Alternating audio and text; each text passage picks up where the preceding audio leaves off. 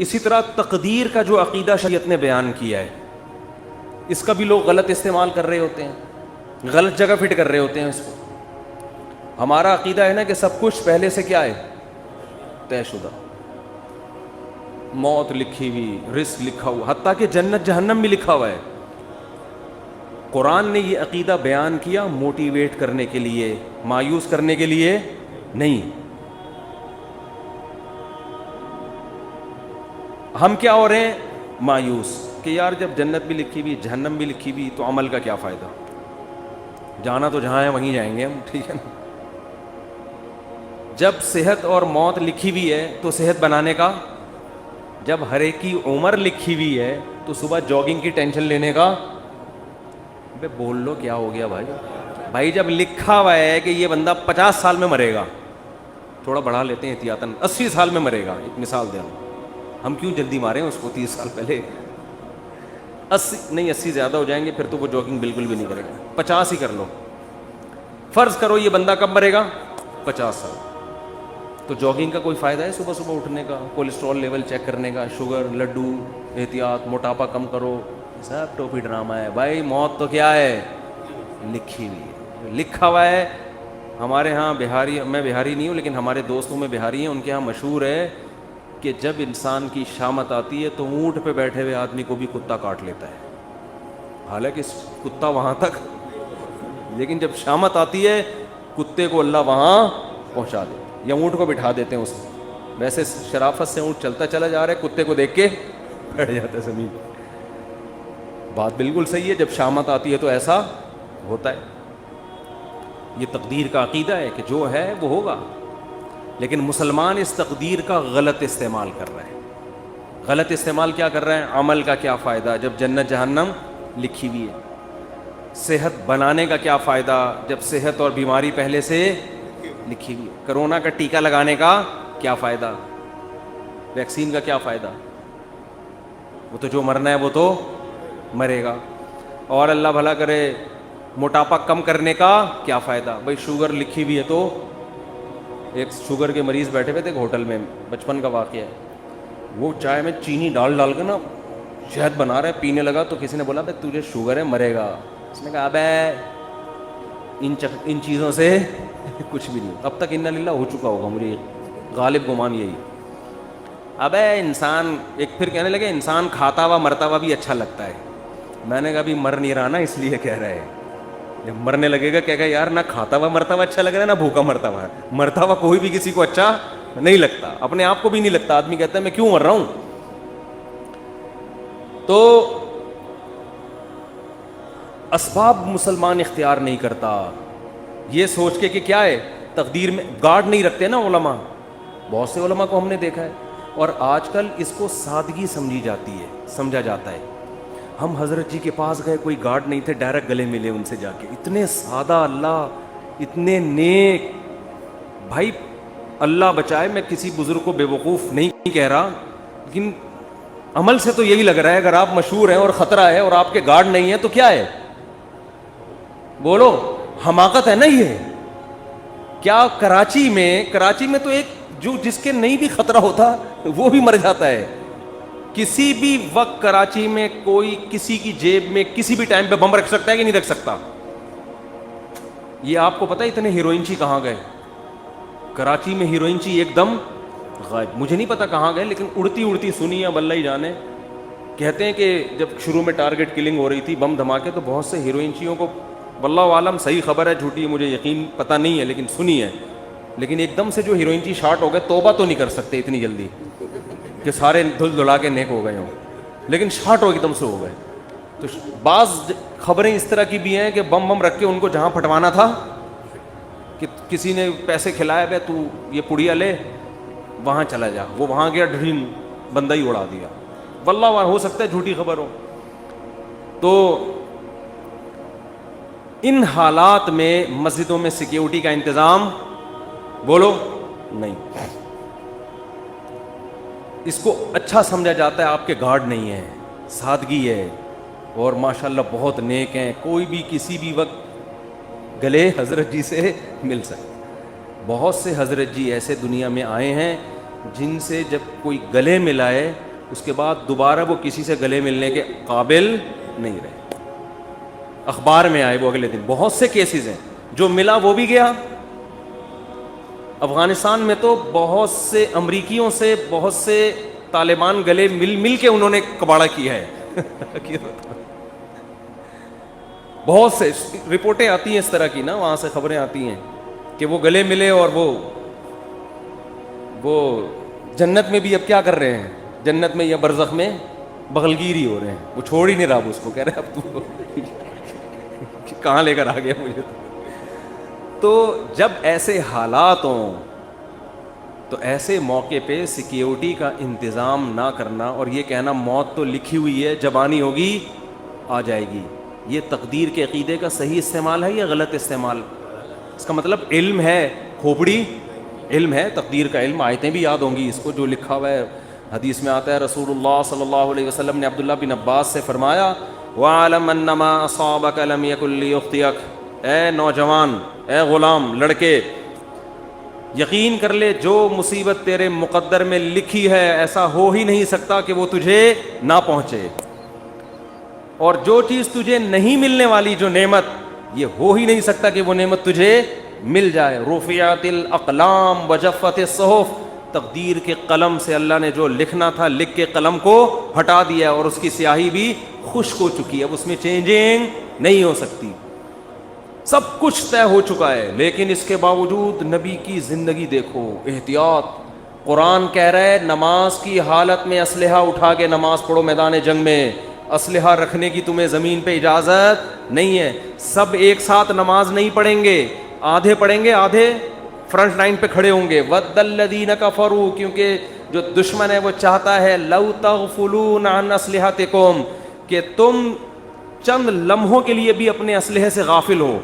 اور غافل ہو کے کیا کر رہے ہیں؟ نماز. یہ نہیں کہ کوئی خدا نخواستہ کوئی گناہ میں مشغول ہیں, اللہ کی طرف مشغولیت کی وجہ سے دشمن سے کیا ہو رہے ہیں؟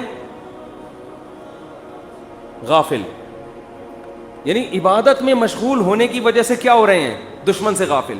اس میں تو یہ ہونا چاہیے, ہم سے کوئی پوچھتا تو ہم کہتے بھائی تم اگر اللہ کے لیے اللہ کی طرف مشغول ہو نماز میں تو اللہ تمہاری حفاظت کرے گا, کیونکہ تم اللہ کے لیے, تم کوئی گناہ تھوڑی کر رہے ہو.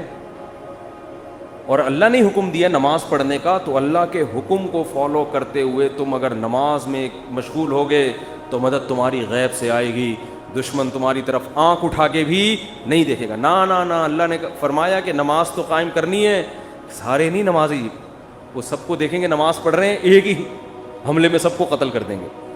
آدھے لوگ وہاں رہیں, آدھے کیا کریں؟ نماز پڑھیں. اور اگر یہ بھی ممکن نہ ہو, مثال کے طور پر اتنی بڑی تعداد نہیں ہے مجاہدین کی کہ آدھے وہاں رہ کے دفاع کر سکیں, تو اللہ نے فرمایا جماعت چھوڑ دو. فرجالاً او رکبانا, انفرادی بھی نہیں پڑھ سکتے تو پیدل موقع ملتا ہے چلتے ہوئے پڑھ لو, اور گھوڑے پر موقع ملتا ہے تو گھوڑے پہ نیت باندھ لو. گھوڑے سے اترنے کی بھی اجازت بولو نہیں آ رہی بات میرا خیال. تو یہ صحابہ بڑے آرام سے کہہ سکتے تھے بھائی جو لکھی ہوئی ہے وہ تو آ جائے, ہم تو نماز میں مشغول ہیں. ہمارے حضرت کے ہاں پہرا ہوتا تھا نماز کے دوران, جب حضرت نماز پڑھاتے تھے ممبر پہ گارڈ آ کے کھڑا ہوتا تھا, ایسے ریپیٹر لے کے یوں دیکھ رہا ہوتا تھا. بہت سے لوگوں نے حضرت کو لکھا یہ کون سا اسلام ہے؟ نماز میں ہم اللہ کی طرف مشغول ہیں اور محراب پہ ممبر پہ کون کھڑا ہوا ہے؟ گارڈ کھڑا ہوا ہے. نماز کے دوران یہ کیا ہے؟ حضرت فرمایا کہ نماز کے دوران نہیں بم پھٹ سکتا کیا؟ نماز کے دوران کوئی نماز توڑ کے نمازیوں پہ فائرنگ نہیں کر سکتا. یہ کون سی کتاب؟ یہ تو کسی کتاب میں نہیں لکھا کہ جی اللہ نے کہا ہے کہ جب تم نماز پڑھو گے تو نہ بم پھٹے گا, نہ کوئی دہشت گرد اندر داخل ہو سکتا ہے, اور تم سب سجدے میں ہوگے تو فرشتے تمہاری حفاظت میں لگے. نہ قرآن میں بھی نہیں لکھا, نہ حدیث کسی کتاب میں نہیں لکھا. یہ بہت سے مسجدوں میں بم دھماکے نماز کے دوران ہوئے ہیں. اچھا کچھ ویڈیوز میں نے دیکھی یوٹیوب پہ, اس میں بتایا کہ امام کا تقویٰ دیکھیں, زلزلہ آیا امام صاحب کھڑے ہوئے ہیں, کام پی رہے ہیں کھڑے ہوئے ہیں, زلزلہ آ رہا ہے امام صاحب کیا کر رہے ہیں, ایک ایک کر کے مقتدی کھسک رہا ہے لیکن امام صاحب زندہ باد. یہ حماقت ہے پرلے درجے کی. نبی نے فرمایا نماز میں اگر سانپ دیکھو تو یہ نہیں فرمایا کہ خشوع و خضوع میں مشغول رہو, سانپ تمہارا کچھ بھی نہیں بگاڑے. صحیح بخاری مسلم کی غالباً حدیث ہے, آپ نے فرمایا اس کو مارو, قتل کرو سانپ کو. نماز توڑ دیں آپ, جا کے اس کو قتل کریں. بھائی کسی کو مار دے گا, نماز پڑھ لینا آرام سے, ورنہ نماز جنازہ ہوگی تھوڑی دیر میں پھر 15-20 آدمیوں کی. اللاجیکل باتیں آج بہت سے مذہبی لوگوں کا حصہ بن چکی ہیں, ان کی سوچ کا. اللاجیکل بات جب کریں گے, بات ایسی کریں گے, آدمی کہے گا تو چپ رہتا تو زیادہ اچھا. اللاجیکل بات, اور اس کو سمجھتے ہیں بزرگی اور کمال.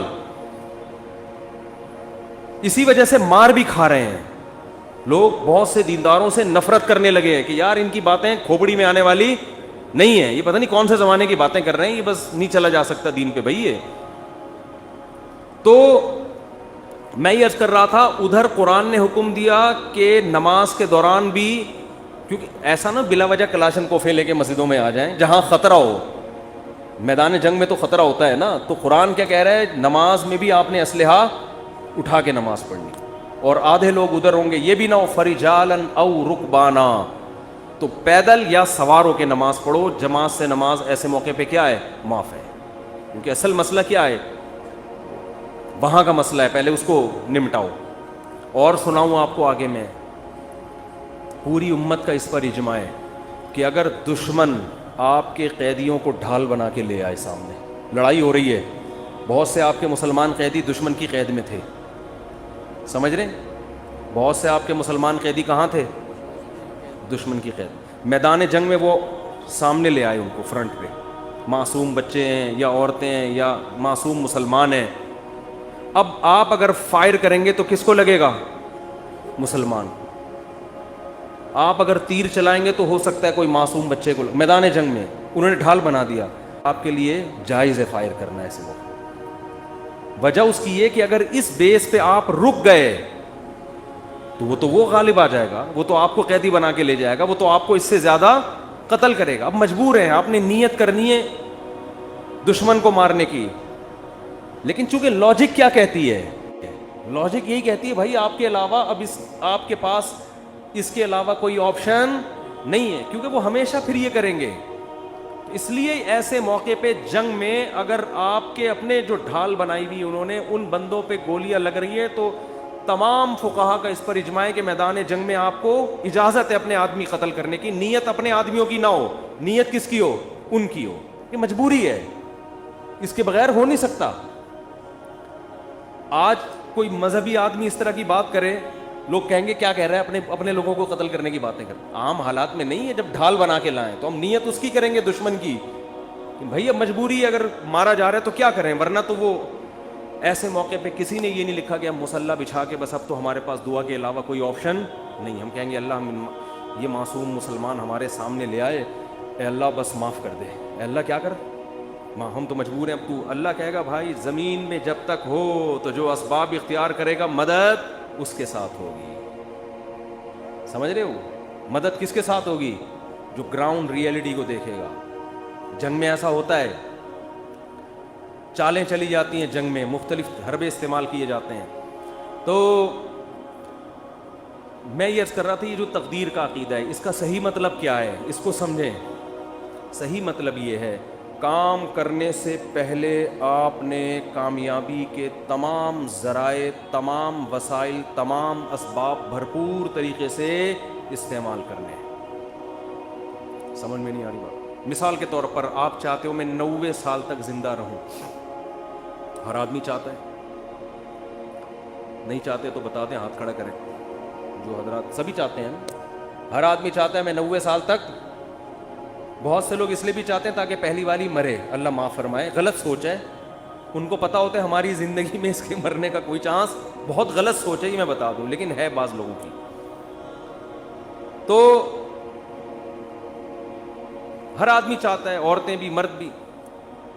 آپ نے کیا کرنا ہے, اور اللہ کی طرف سے بھی اجازت ہے, حدیث میں آتا ہے, مفہوم حدیث کا, مسلمان کی جو لمبی عمر ہے وہ اس کے حق میں کیا ہے, رحمت ہے. اس کی زندگی میں رمضان کے روزے زیادہ ہوں گے, اس کی زندگی میں صدقات زیادہ ہوں گے, اس کی زندگی میں زکاتیں زیادہ ہوں گی. تو اعمال کا ایک بہت لمبی عمر, مسلمان اگر نیکیاں کرے اس میں تو بہت بڑی اللہ کی نعمت ہے, بہت بڑی رحمت ہے. اس کے پاس اعمال کا ذخیرہ بہت زیادہ, اس کے پاس لیلۃ القدریں زیادہ ہوں گی, اس کے پاس بقرعید کی قربانیاں زیادہ ہوں گی, بہت کچھ اس کے پاس زیادہ ہوگا.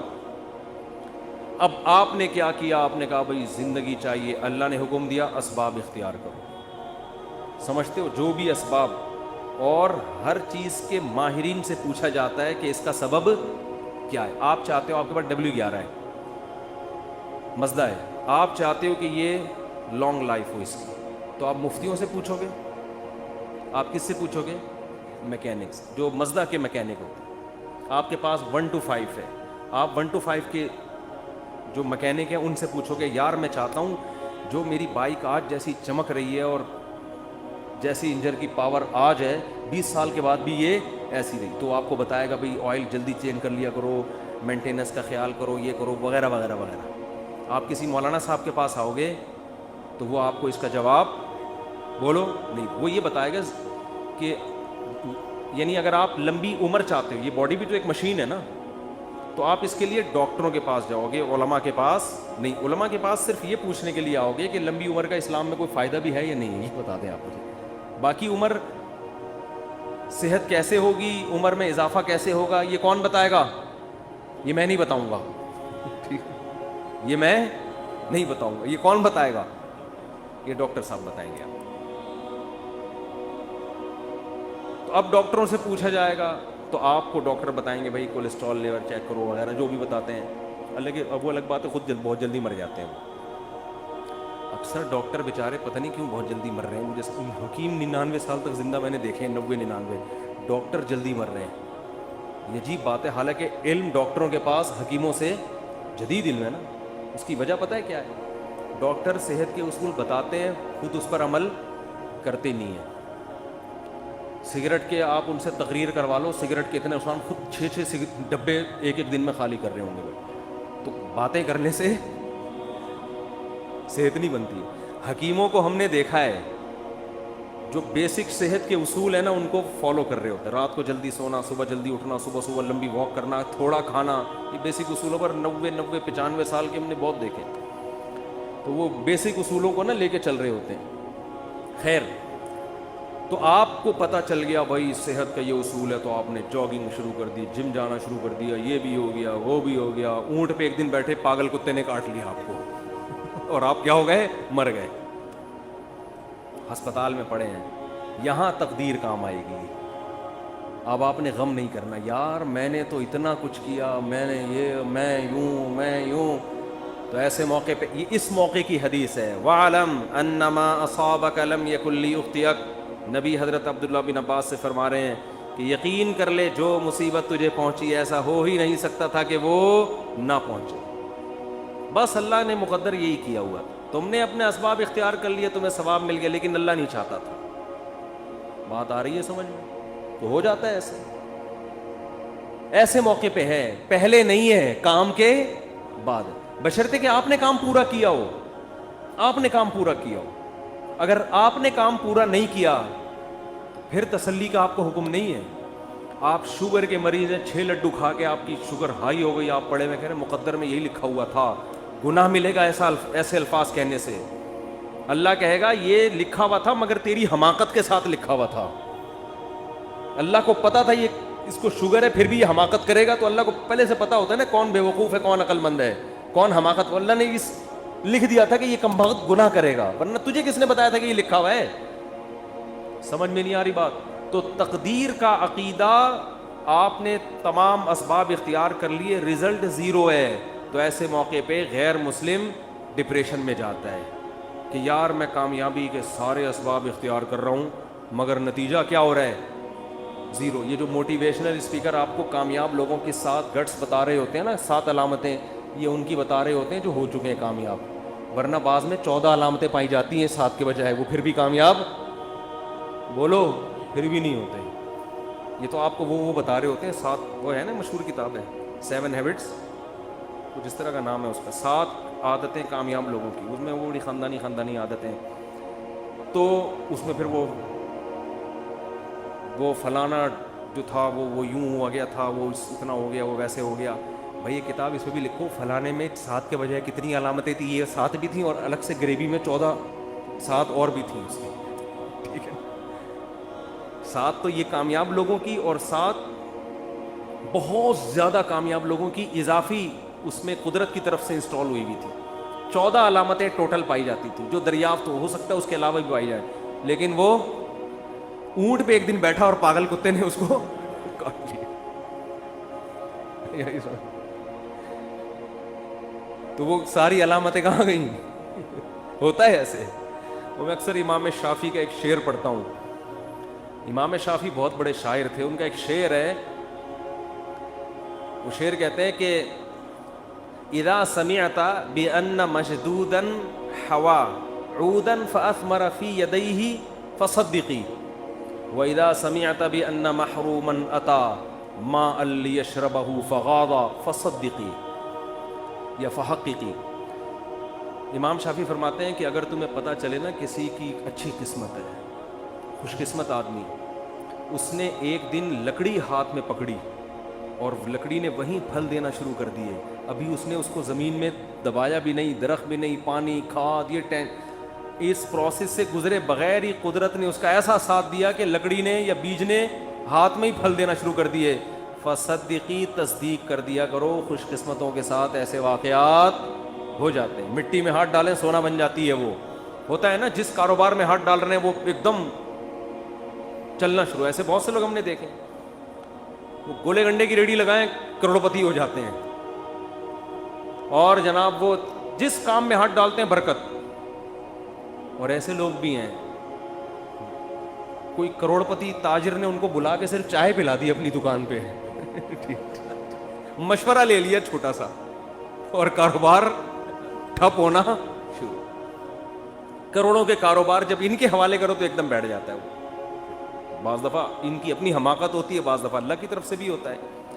تو فرماتے ہیں وَإِذَا سَمِعْتَ بِأَنَّ مَجْدُودًا حَوَا عُودًا فَأَثْمَرَ فِي يَدَيْهِ فَصَدِّقِي.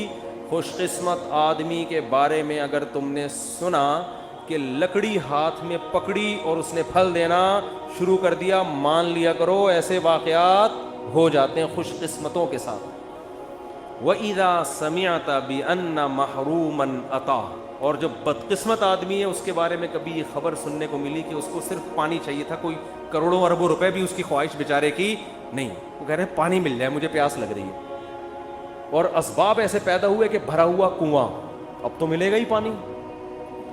اب وہ خوش ہو گیا کہ اب تو میری قسمت جاگ گئی بھائی, صرف ایک دو گلاس نہیں, کنواں کیا ہے بھرا ہوا اور میرے قریب ہی ہے, اب تو پانی تو ملے گا, میں تو کروڑوں بھی نہیں مانگ رہا اللہ سے. وہ پانی پینے کے لیے آیا, کنویں نے اس کو دیکھ کے, پانی نے جب اس کو دیکھا اس کو دیکھ کے نیچے ہو گیا کہ تجھے نہیں, سب کو ملے گا تجھے نہیں ملے گا. یعنی پانی نے جب اس کو دیکھا نا یہ آیا ہے, پانی نے کہا میں نیچے جا رہا ہوں. میں اس کو دیکھ کے, یہ شاعری میں تو تھوڑا مبالغہ ہوتا ہے بات سمجھانے کے لیے, اس کو بھی لوگ پڑھ کے بیٹھ جائیں گے یار امام شافعی اتنے بڑے محدث, یہ کیسی باتیں ہیں. بھائی یہ سمجھانے کے لیے ہے نا, یہ سمجھانے کے لیے. تو کہتے ہیں وہ دیکھ کے نیچے چلا جائے تو کیا کرنا ہے, حقیقی اس کو بھی صحیح قرار دے دیا کرو. یار ہوتا ہے بعض دفعہ اونٹ پہ بیٹھے ہوئے آدمی کو کتے کاٹنے کا مطلب یہی ہے. تو لیکن یہ کب سوچنا ہے, کام ہونے کے بعد. جیسے غزوہ احد میں مشورے ہوئے, سب کچھ ہوا, شکست ہو گئی, تو اللہ نے کیا فرمایا, غم کرنے کی اجازت نہیں. تلک الایام نداولها بین الناس. یہ ایام ہم الٹ پلٹ کرتے ہیں, کبھی ان کو فتح, کبھی تمہیں فتح, کبھی ان کو شکست, کبھی تمہیں شکست. بس یہ تو اللہ کے, اگر ہمارے ہی اس کاموں سے سب کچھ ہونے لگے تو ہم میں اور اللہ میں کوئی فرق رہے گا پھر؟ ابے کیا ہو گیا بھائی, کیوں سمجھ میں نہیں آ رہا, تو یوں ہی تھوڑا سا کیا کرو نا. اگر ہمارے ہی کرنے سے سب کچھ ہو رہا ہو تو پھر ہم میں اور اللہ میں کوئی فرق ہے؟ پھر تو ہم تو اللہ بن گئے نا, جو کر رہے ہیں وہ ہو رہا ہے. ایسا نہیں ہے, بعض دفعہ ہم کچھ کریں گے ہو جائے گا, بعض دفعہ پورا زور لگا دیں گے کچھ بھی نہیں ہوگا.